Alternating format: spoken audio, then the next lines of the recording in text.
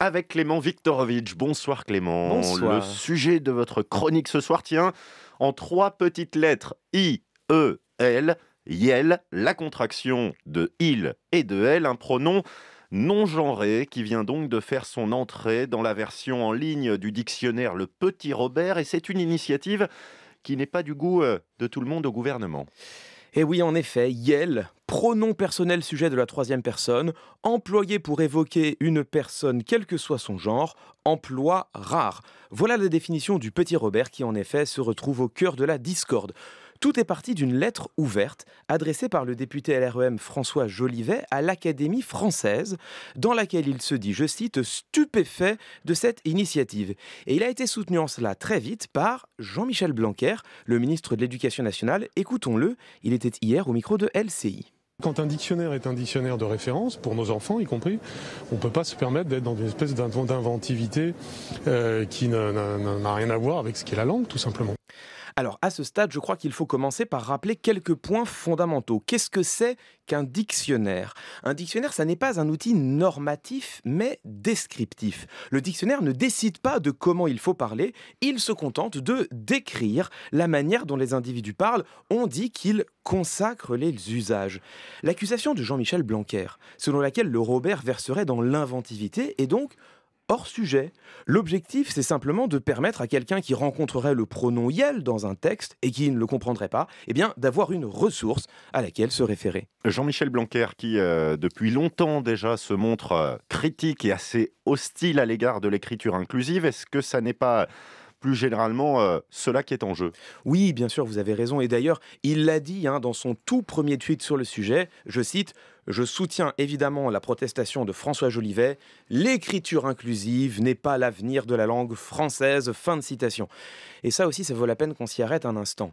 L'avenir d'une langue, c'est l'usage qui le détermine. Et pour le coup, il s'agit, à ma connaissance, d'un des quelques points d'accord entre tous les linguistes.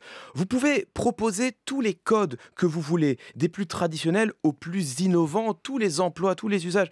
La seule chose qui compte, c'est de savoir si la communauté linguistique va s'en emparer. En clair, ce sont les gens qui parlent la langue qui décident de l'avenir de leur langue. De fait, c'est comme ça. Ce n'est pas l'Académie française, ce n'est pas du tout le Robert, qui est un dictionnaire privé, et ce n'est pas du tout, le ministre de l'Éducation nationale. Alors parlons des usages, justement. Est-ce qu'il y a vraiment des gens qui disent Yel ? Écoutez, d'après les documentalistes du Robert qui ont répondu à Jean-Michel Blanquer, oui, ce pronom possède un usage, encore rare certes, mais croissant, chez des personnes qui ne s'identifient ni comme homme ni comme femme. Et d'ailleurs, cette position se retrouve jusqu'au cœur du gouvernement. Écoutons par exemple Elisabeth Moreno, la ministre chargée de l'égalité entre les femmes et les hommes.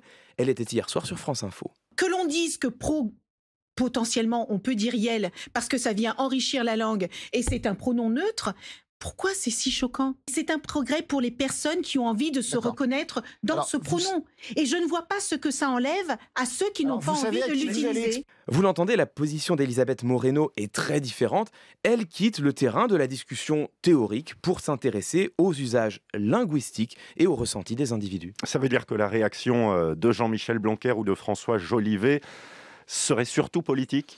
Oui, ça me semble assez clair. Et d'ailleurs, au-delà du prénom Yel, c'est autre chose qui est visé. François Jolivet le dit très clairement. Écoutons-le, il était au micro de LCI. Je vois là un premier pas ou un stigmate de la culture woke qui s'exprime parfois dans la langue inclusive. Voilà donc l'adversaire qu'il convenait de frapper, le supposé wokisme, dont j'ai eu l'occasion de dire ici qu'il était surtout devenu un mot épouvantail, sans contenu précis, visant à disqualifier les mouvements de lutte contre le racisme, le sexisme et les discriminations. Le prénom Yel n'est rien d'autre qu'un nouveau terrain où déployer cette lutte politique. Le problème, c'est que derrière ce pronom, il y a des individus qui revendiquent de s'identifier comme non-binaires ou au genre fluide. Alors, on peut ne pas comprendre ces personnes, bien sûr, mais sans pour autant les comprendre, cela ne nous empêche pas d'entendre qu'elles aient un vécu différent du nôtre. Et j'aimerais conclure en revenant à la lettre de François Jolivet d'où tout est parti. Il écrit dans cette lettre « Ce genre d'initiative aboutit à une langue souillée ». A-t-il songé un seul instant à la manière dont ces mots pouvaient être reçus par les individus concernés ? Clément Viktorovitch, c'était entre les lignes.